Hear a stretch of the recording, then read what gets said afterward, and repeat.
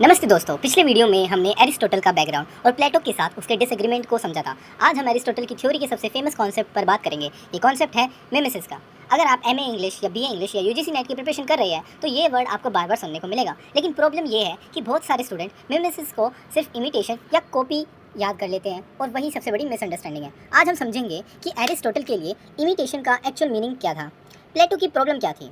Mimesis को समझने से पहले हमें प्लेटो को याद करना पड़ेगा। प्लेटो के अकॉर्डिंग रियलिटी 3 लेवल पर एग्जिस्ट करती है। सबसे ऊपर है आइडल वर्ल्ड, यहाँ परफेक्ट फॉर्म्स एग्जिस्ट करते हैं। उसके बाद आती है हमारी फिजिकल वर्ल्ड, जो सिर्फ उस आइडल वर्ल्ड की इम्परफेक्ट कॉपी है। और फिर आता है आर्टिस्ट। आर्टिस्ट फिजिकल वर्ल्ड की कॉपी बनाता है, मतलब कॉपी की भी कॉपी। इसी वजह से प्लेटो कहता था कि पोइट्री ट्रूथ से दूर ले जाती है। उसके हिसाब से पोइट नॉलेज प्रोड्यूस नहीं करता, पोइट सिर्फ अपीयरेंस क्रिएट करता है। एरिस्टोटल का क्या जवाब था इस पर? अब एरिस्टोटल यहाँ एक इंटरेस्टिंग बात बोलते हैं। वो कहता है कि पोइट का काम सिर्फ कॉपी करना नहीं है।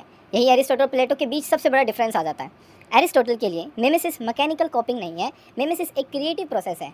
पोइट रियलिटी को ऑब्जर्व करता है, उसको अंडरस्टैंड करता है और फिर उस रियलिटी को एक आर्टिस्टिक फॉर्म में प्रेजेंट करता है। मतलब लिटरेचर कैमरा नहीं है, लिटरेचर तो बस एक इंटरप्रिटेशन है। एक एग्जाम्पल से समझते हैं। चलो, मान लो दो लोग एक बैटलफील्ड देखते हैं। पहला आदमी मोबाइल निकाल कर फोटो ले लेता है, दूसरा आदमी उस बैटलफील्ड पर एक पोएम लिखता है। दोनों ने सेम इवेंट देखा, लेकिन क्या दोनों ने सेम काम किया? ऑफ कोर्स नहीं। फोटो सिर्फ रियलिटी कैप्चर करता है, पोएम ह्यूमन इमोशंस, करेज, फियर, सेक्रीफाइस और डेस्टिनी को एक्सप्लोर करते हैं। इसी वजह से एरिस्टोटल के लिए पोइट सिर्फ रियलिटी प्रोड्यूस नहीं करता, पोइट रियलिटी के अंदर छिपे हुए उस यूनिवर्सल ट्रूथ को सबके सामने रिवील करता है। यूनिवर्सल ट्रूथ क्या होता है?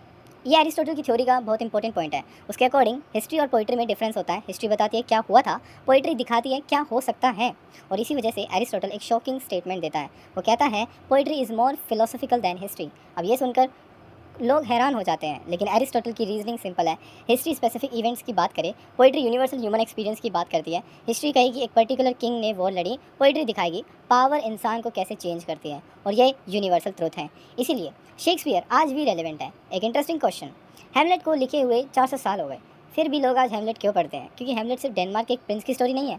हेमलेट डाउट, हेजिटेशन और ह्यूमन कन्फ्यूजन की स्टोरी है, और ये एक्सपीरियंस हर जनरेशन में मिलते हैं। यही एरिस्टोटल का यूनिवर्सल ट्रूथ का कॉन्सेप्ट था। इसी वजह से ग्रेट लिटरेचर टाइम को क्रॉस कर जाता है।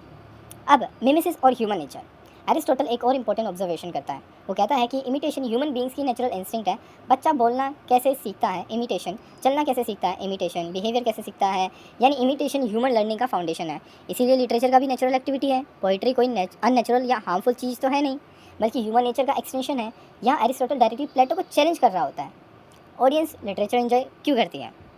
एरिस्टोटल के अकॉर्डिंग लोग लिटरेचर एंजॉय करते हैं क्योंकि लिटरेचर लर्निंग प्रोवाइड करता है। जब हम किसी ट्रेजेडी को देखते हैं, किसी नोवेल को पढ़ते हैं, किसी फिल्म को देखते हैं, हम सिर्फ एंटरटेनमेंट कंज्यूम नहीं कर रहे होते, हम ह्यूमन नेचर के बारे में कुछ सीख रहे होते हैं। और लर्निंग नेचुरली प्लेजरेबल होती है, इसीलिए स्टोरीज़ हमें अट्रैक्ट करती हैं।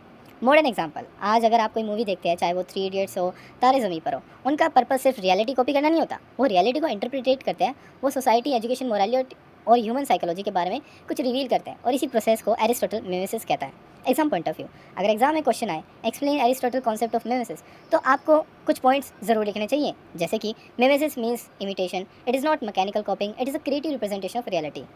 तो आज हमने देखा कि एरिस्टोटल के लिए लिटरेचर रियलिटी की फोटोकॉपी नहीं है, लिटरेचर रियलिटी को समझने और इंटरप्रिटेट करने का मीडियम है।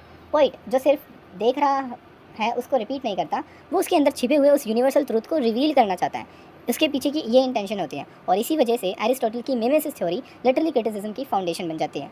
अगले वीडियो में हम एरिस्टोटल के दूसरे और शायद सबसे फेमस कॉन्सेप्ट पर बात करेंगे, ट्रेजेडी और कैथारसिस। क्यों एरिस्टोटल ट्रेजेडी को लिटरेचर का हाईएस्ट फॉर्म मानता है, और कैसे पिटी और फियर ऑडियंस को इमोशनली ट्रांसफॉर्म कर देते हैं। यही हम पार्ट 3 में एक्सप्लोर करेंगे।